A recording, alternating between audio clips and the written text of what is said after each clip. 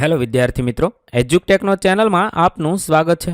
આજે આપણે શીખીશું ધોરણ 9 વિષય વિજ્ઞાન પાઠ 10 કાર્ય અને ઉર્જા। પાઠ 10ના સ્વાધ્યાયના પ્રશ્નોના જવાબની સમજ મેળવીશું। તો ચાલો શીખીએ પાઠ 10 કાર્ય અને ઉર્જા।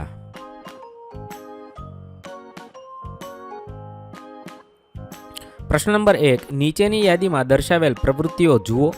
તમારી કાર્ય શબ્દની સમજને આધારે વિચારો કે તેમાં કાર્ય થઈ રહ્યું છે કે નહીં।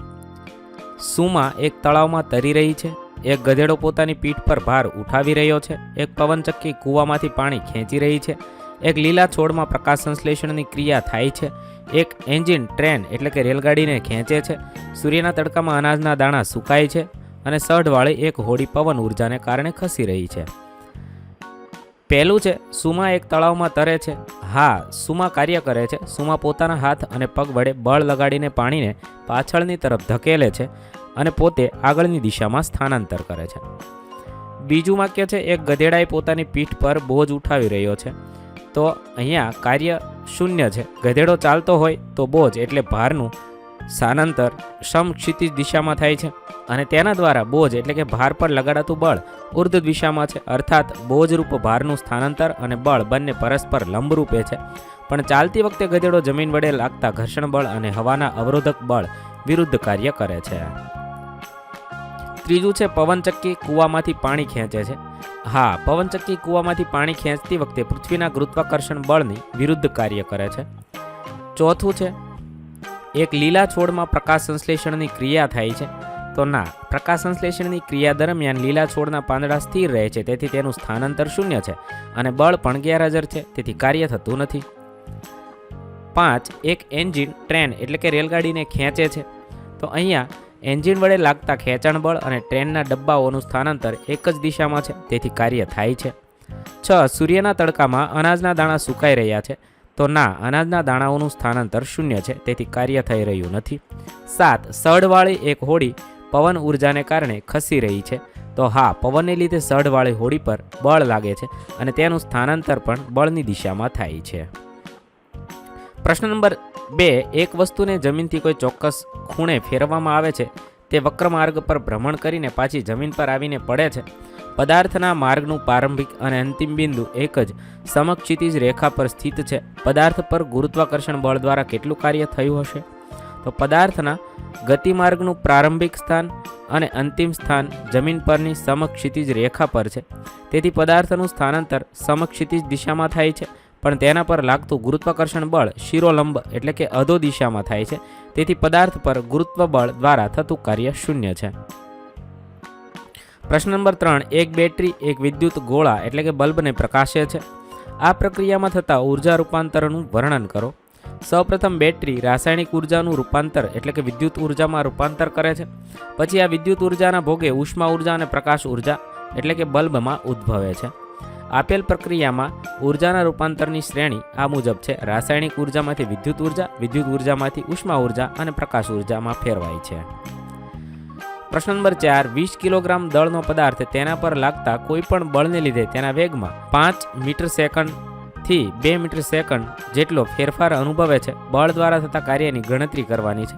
તો આ મુજબ છે, તમે કાર્યની ગણતરી કરી દાખલાની ગણતરી કરી જવાબ લખી શકો છો। ત્યારબાદ પ્રશ્ન નંબર 5, 10 કિલોગ્રામ દળનો પદાર્થ ટેબલ પર એ બિંદુ પર રાખેલ છે, તેને બી બિંદુ સુધી લઈ જવામાં આવે છે અને એ અને બી જોડતી સમક્ષિતિજ રેખા સમક્ષિતિજ હોય તો પદાર્થ પર ગુરુત્વાકર્ષણ બળ દ્વારા થતું કાર્ય કેટલું હશે? તમારો ઉત્તર લખો। અહીંયા છે ગુરુત્વાકર્ષણ બળ છે, આ મુજબ છે ટેબલ છે, ટેબલનું મથાળું છે અને આ મુજબ તમે ચિત્ર દોરી જવાબ લખી શકો છો। હવે આ મુજબ ગણતરી કરશો અને જવાબ લખશો। ત્યારબાદ પ્રશ્ન નંબર 6, મુક્ત પતન કરતી વસ્તુની સ્થિતિ ઉર્જા સતત ઘટતી જાય છે, શું તે ઉર્જા સંરક્ષણના નિયમનું ઉલ્લંઘન કરે છે? શા માટે? તો અહીંયા તમે આ મુજબ જવાબ લખી શકો છો। મુક્ત પતન કરતા પદાર્થની સ્થિતિ બાદ ઉર્જા ક્રમિક ઘટે છે। પદાર્થ શિરોલંબ અધો દિશામાં ગતિ કરે છે, તેથી તેનો વેગ ક્રમિક વધે છે, પરિણામે તેની ગતિ ઉર્જા ક્રમિક રીતે વધે છે। પ્રશ્ન નંબર 7, જ્યારે તમે સાયકલ ચલાવો છો ત્યારે ક્યાં ક્યાં ઉર્જા રૂપાંતર થાય છે? સૌપ્રથમ આપણે લીધેલા ખોરાકની આંતરિક ઉર્જા રાસાયણિક ઉર્જા એટલે કે સ્નાયુ શક્તિમાં રૂપાંતરિત થાય છે.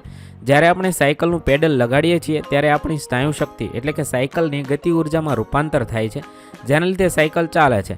તદુપરાંત થોડી સ્નાયુ શક્તિ રસ્તા વડે સાયકલના ટાયર પર લાગતા ઘર્ષણ બળ વિરુદ્ધ ગતિ કરવામાં પણ વપરાય છે.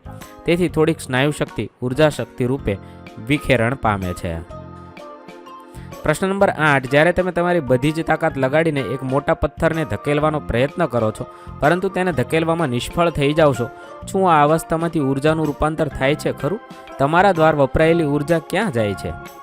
જ્યારે આપણે મોટા પથ્થરને ધકેલવા માટે તેના પર મોટું બળ લગાડીએ છીએ ત્યારે તે બળ વડે કાર્ય ત્યારે જ થયું કહેવાય જ્યારે પથ્થરનું સ્થાનાંતર થાય, પણ અહીં પથ્થરનું સ્થાનાંતર થતું નથી, તેથી તેના પર કાર્ય થતું નથી. પણ આપણે થાકી જઈએ છીએ કારણ કે આપણી સ્નાયુ શક્તિ સ્નાયુ તંતુઓનું વિસ્તરણ અને સંકોચન કરવામાં ખર્ચાઈ જાય છે, જે ઉષ્મા ઉર્જામાં રૂપાંતરિત થાય છે.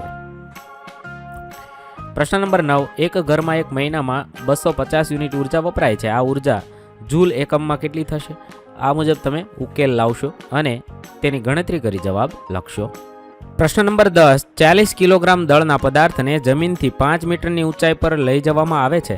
તેની સ્થિતિ ઉર્જા કેટલી થાય? જો આ વસ્તુને મુક્ત પતન કરવામાં આવે અને તેને જ્યારે અડધા રસ્તે પહોંચે ત્યારે તેની ગતિ ઉર્જાની ગણતરી કરવાની છે. અહીંયા મેં દાખલાની ગણતરી કરી જવાબ લખ્યો છે. તમે આ મુજબ ગણતરી કરી જવાબ લખી શકો છો.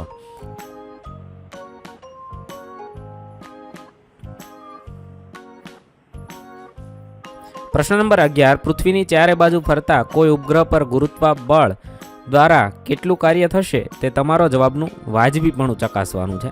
અહીંયા છે આકૃતિ સાથે જવાબ લખ્યો છે. તમે આ મુજબ જવાબ લખી શકો છો.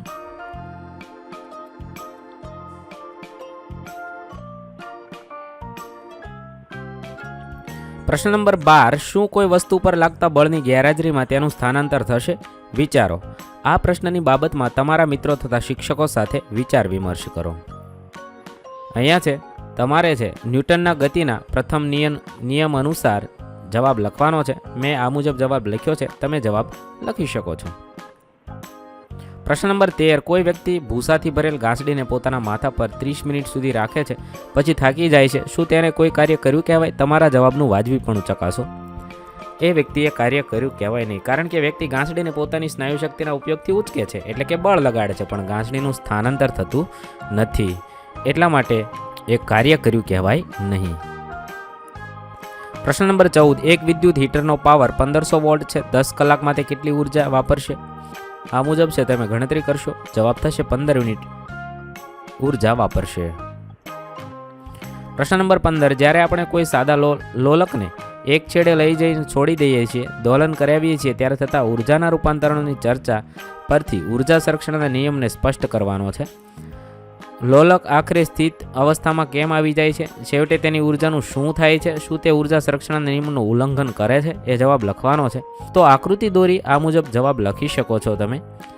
પરિણામે તેની ગતિ ઉર્જા વધે છે, ઊંચાઈ ઘટવાથી સ્થિતિ ઉર્જા ઘટે છે. આ મુજબ જવાબ આકૃતિ સાથે લખશો.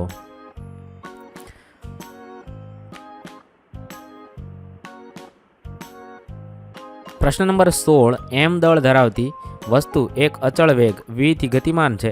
વસ્તુને સ્થિર અવસ્થામાં લાવવા તેના પર કેટલું કાર્ય કરવું જોઈએ? તેનો ઉકેલ આ મુજબ છે. તમે જવાબ લખી શકો છો.